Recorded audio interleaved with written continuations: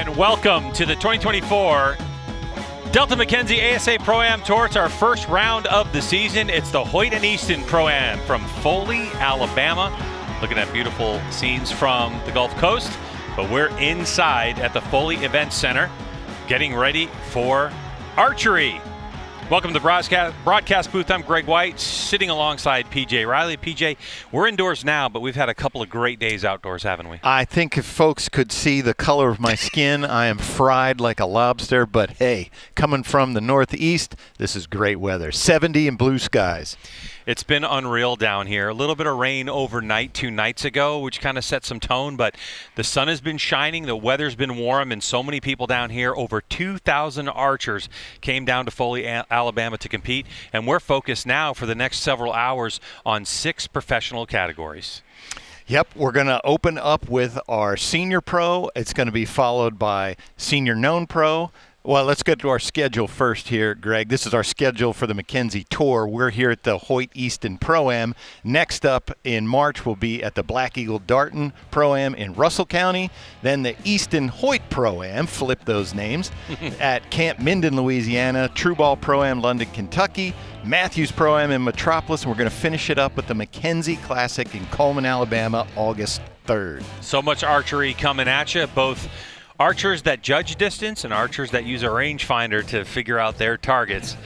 But let's take a look. You're talking about it, PJ. We start off with senior pro, then we go to senior known pro, then women's known pro and known pro. Those 3 categories there are all you can use a rangefinder. Then we're going to move some targets and go to women's pro and open pro, which are categories that require judging distance. Yep, we want to make sure we stress to folks that those open pro, we will move the targets. So we're going to talk about distances in a bit, Greg, but they're not going to be the distances that they're going to shoot. 100%.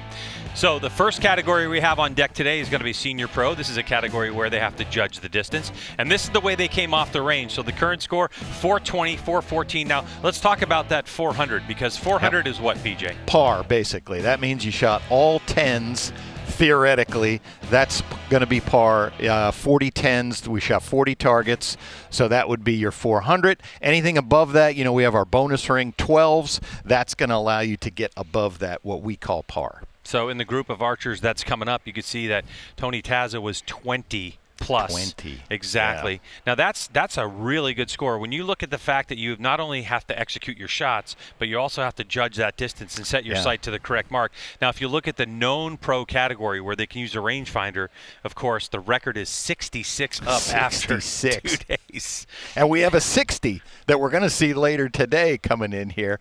But as you mentioned, Greg, that judging distance, we do want to mention 50 yards, give or take a little bit, is the max distance that we're talking about here. So this is the look at the field of play, and from what I understand, archers are ready to go. So let's go to the third member of our broadcast team, Nathan Brooks, who's going to introduce our archers to the field of play. Welcome, everyone, to the Foley Sports Center. We're going to get the action started here just real quick like. We're going to start off with the senior known pro division, or the senior pro division. From Jetto, Michigan, he's a 12-year pro shooting for Prime Archery, Lohr.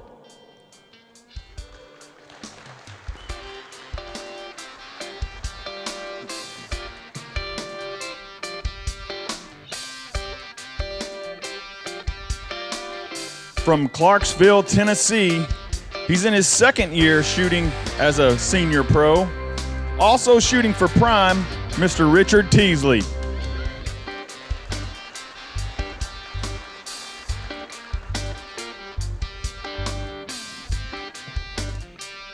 He's from Chillicothe, Illinois, sitting in 3rd place, 14 years shooting as a professional.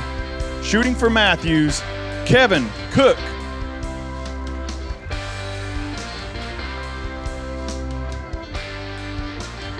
Your 2nd place qualifier from Shinstown, West Virginia, 5 years shooting pro, shooting for Darton, Harold Kogar.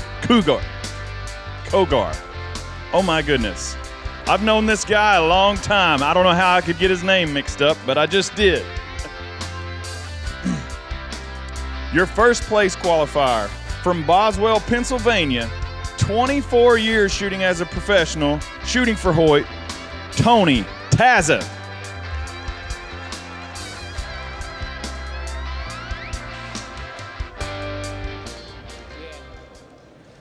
So much talent in this field, PJ, and we're looking at Tony Tazza. Thank you, Nathan. Comes in. All right, 20 gentlemen. Up. And here is Mike Terrell. Place the orange cone in front of your station and leave it there until scoring is completed. We want you to stay on your stake until they've done scoring before you rotate to the next target. Everybody has 1 minute to shoot. The 14 ring is in play, and it does not have to be called to be counted. All right, you all ready? All right, PJ, just go over that with us one more time. Yes, so you can see the orange cone there in front of Loren, Richard, and I believe I saw a third one out there. But that means that they're going to shoot for the upper 12. When we get a look at the targets, Greg, we'll see the scoring rings. There you go. You can see that small circle in the upper part of the core line there. That's going to be the upper 12. Lower 12 is what is in play if you don't call the upper, and then you can see just high and right of that arrow is that 14. High risk reward there.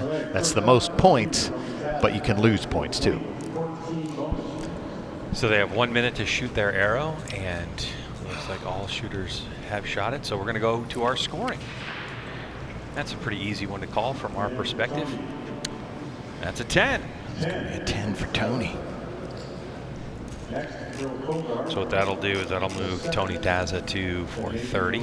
Right, and so that's safe, Greg, for him. He's not losing points, not giving anything back. He's got a 6-point lead.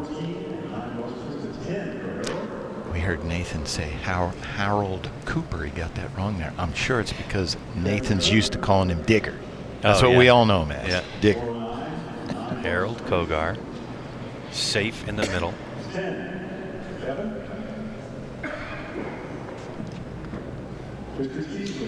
So they might be calibrating here, Greg. Their first shot indoor, they've been shooting outside, bright sun. This is completely different lighting for them. So for Richard, he sends it a little right, and that's going to be an 8.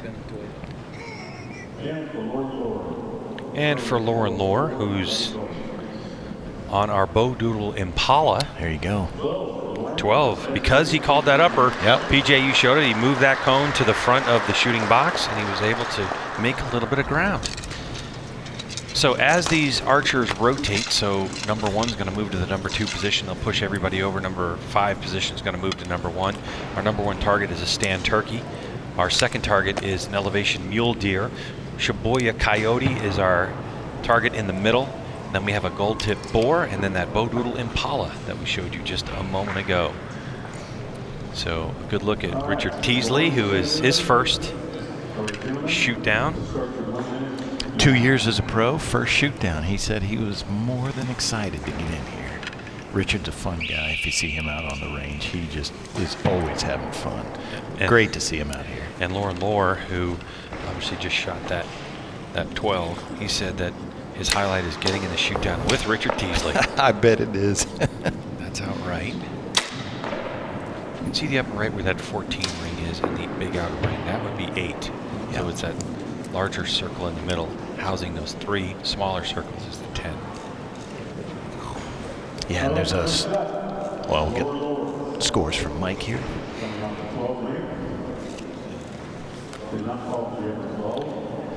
So the first target is going to be our stand turkey. That's target, of course, that is built by Delta McKenzie. And he did not call the upper, Greg, so we saw that one in there. That's why it was just a 10. Then we move to Tony Tazza, who's on the elevation mule deer. Also in the 10 ring.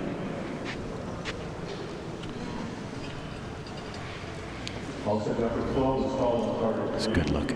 Harold, a.k.a. Digger. Yeah. So that center, Greg, there, that is not a bonus ring, even though it is there. That's not anything extra. And on that Shibuya coyote, it was called as an upper 12 for Kogar, but it's a solid 10.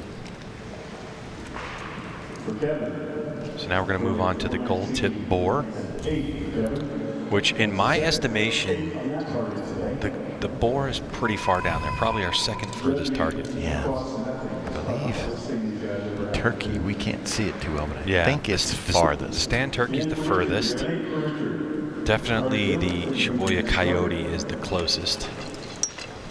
But if you come here to the Foley Event Center, the way that this field of play is designed, it's kind of offset a little bit, and they do that on purpose. So you can see the lines in the middle, but you see the targets are angled a little bit, and that's so it kind of tries to trick the shooters up a little bit when they're judging the distance. Yeah. These guys are pros, so.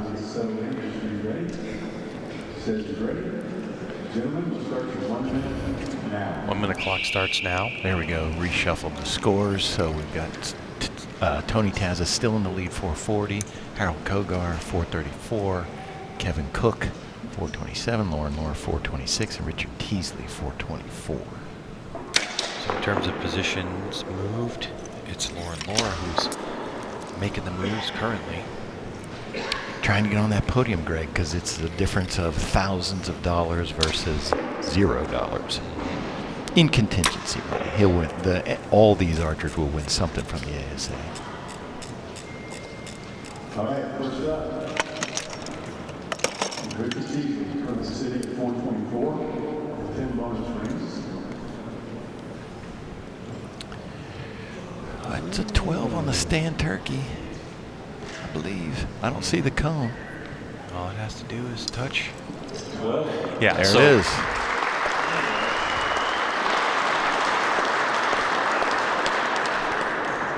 Teasley with a 12. Good shot from Richard. Big smile on his face. He liked that. Next up, Lohr. 10 for Lohr. So the elevation mule deer, Greg, that's one of our 2 new targets. Elevation mule deer and the bow doodle impala we'll see in a minute. Those are our 2 new targets this year. Number 12 is called Scott. 10, Tony. Tony Tazza in with a 10. That's on the Shibuya coyote.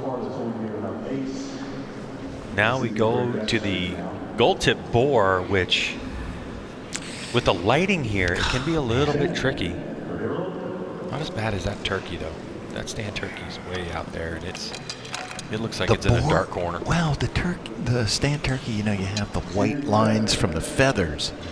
There's a look at the bow doodle impala in the middle there, but that the gold tip boar, there's nothing to look off of. It's just black. Yeah. And one of the things that's interesting here at the Foley Event Center is that the people that run this, put these plants out, which gives it just a little bit different of a look as well. Yeah. So the way this format works, we're shooting Senior Pro now. These archers came out beforehand, and they were able to take a few minutes to judge the yardage, write their numbers down. Then we're going to transition into 3 known categories where they're going to be able to range find. We know the distances right now, and we'll tell you about those later. But then we're going to reshuffle the targets in terms of the distance away when the Women's Pro and Open Pro categories come out, and they're going to rejudge. So the way the targets are set right now for our later classes, it's irrelevant when you get into the Women's Pro and the Open Pro category. Harold, little bobble there. Yeah, pulled it right. Pulled it right. Good looking shot from Tony. Yeah. Gold tip boar. So yeah, so Greg, you can imagine these guys are out there and they are guessing. Now they've been doing it a while, so they are good at it. And you but would think they the top don't 5, know the distance. They don't know the distance. Yeah, they're going off of basically their instincts. It's difficult here because you don't have trees and shrubs and bushes and things, but there are other cues that they can take from. Yeah. This is indoor pilot. There's no way to conceal everything that I don't know if you count bricks or something, but. So 10 for Teasley on the elevation mule deer. Now to the Shibuya coyote. It's another 10. So Lohr. 10. Now we go out to the gold tip boar. We should mention our Senior Pro. What that means, Greg, is these folks are at least 50 and over. They appreciate that you mentioned that, PJ. We are two of them, so we can say. Yes, we are.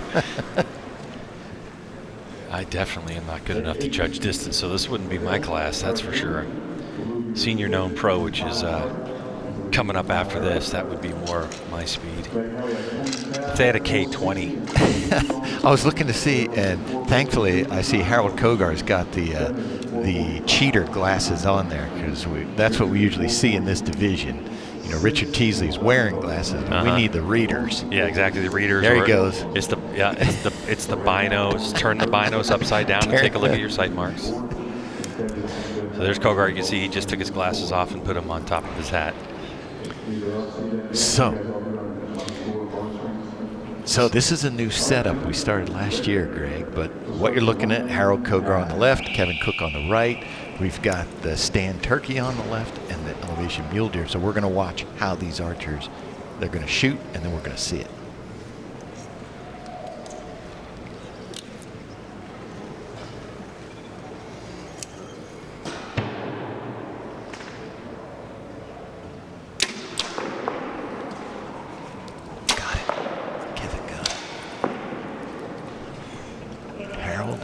Center 10. You could see that? I could see that. It's amazing. I have my regular glasses on. All right, so we'll move on to the stand turkey for our first scoring. That's going to be a 10. That is Harold. So moves him to 454. Oh, 460. 462. 462. I missed one. Sorry.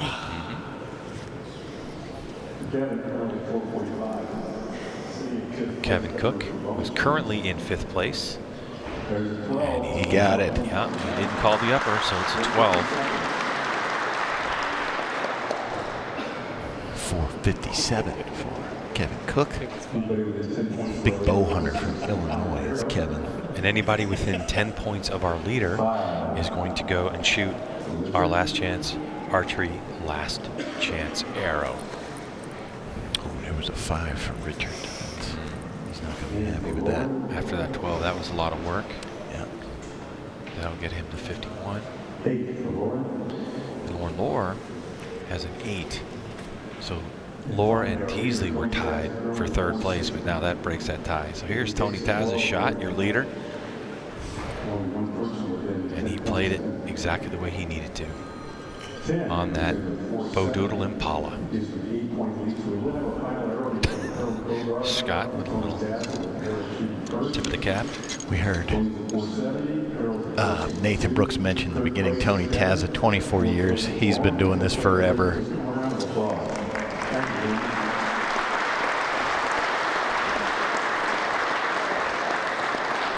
Yeah, so we're going to have 2 archers. That's right, 3 archers exit the field of play because it's now who's within 10 of Tony Tazza. So for Tony and Kogar, he's just got to go for the 14. And hope something else happens, because Tony basically, if he hits foam. So now we're going to roll out the Blessbach. So this is going to be our 6th target that is used for this last chance archery, last chance arrow. And they're just going to put it down wherever they think they want to put it down. What do you think? Here? Is that good? I'm not really sure. How about you? You want to? I don't know. Let's kind of get it in line. What are we going to do? And Scott Parrott may have them shoot from wherever. Yeah, that's the other thing. Is they're not necessarily going to shoot from an already established shooting box. Scott might just say, go here, and then they're going to have a moment. They're going to be able to judge it, and then they're going to get after it.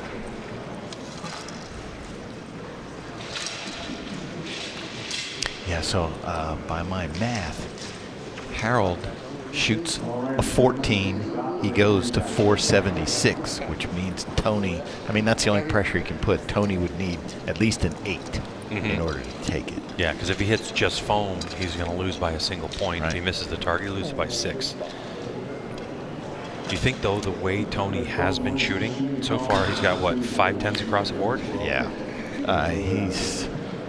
Tony Taz is not going to hit a 5 on this. this. Something would really have to go wrong. If there were someone were taking bets right here, that would be my bet.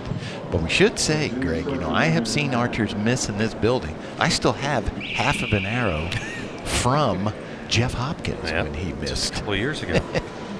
When he came back and made it here. After the shoot was all over, I went looking for it and I found it. And I still have it. So now we move to last chance archery, last chance arrow, and it is a Blessbach. And so Harold Kogar, Tony Tazza, with their opportunity to, can't talk amongst themselves. They're definitely not giving each other numbers. Nope. It's one of the things you'll see if you come to ASA shooting. When you shoot the unknown classes that you're judging, it is a requirement that you actually have something that covers your sight tape so your competitors cannot look at your mark and just kind of cheat that way if you put your bow down. Yeah.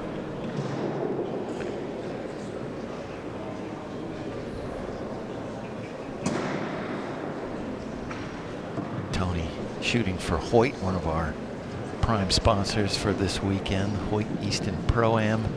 And I think Tony has only ever been with Hoyt. That's all I've known him for my whole life. I know that hanging around the Hoyt booth a little bit this weekend, when I would come off the field before everyone was finished, they were very interested in Tony and what he was up to. He's so integrated with the company. Yep. He was a Hoyt rep for years. Now he owns his own shop in Johnstown, Pennsylvania, the Archery Zone. So Harold up first.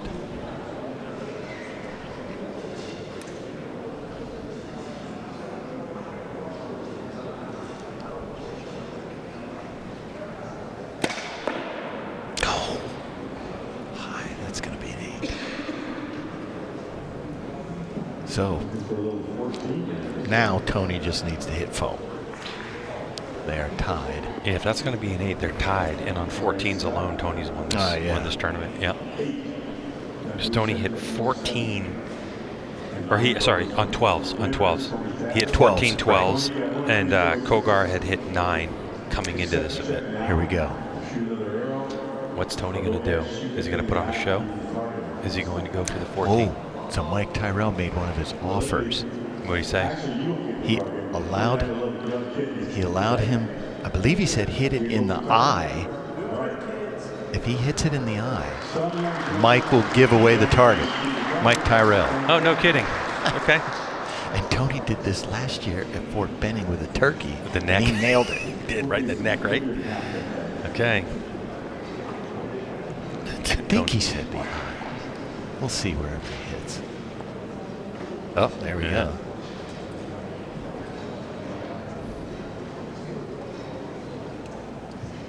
Anyone can do it in this category. It's this guy.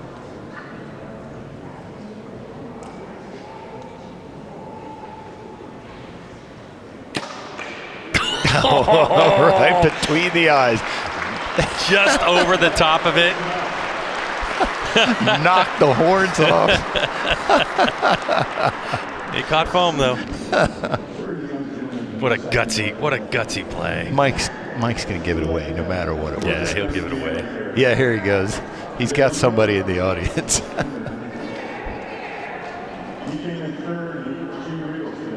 Here we go. It's an archer who came in 3rd in Junior Eagle. You know, Greg, we should mention we've got all ages out here. Here we go. Thank you for coming. Thank you for joining us this weekend. And when it's over, you can have your daddy put that target in the back of your car and take it home with you. If it doesn't fit in the car, you may not be going home.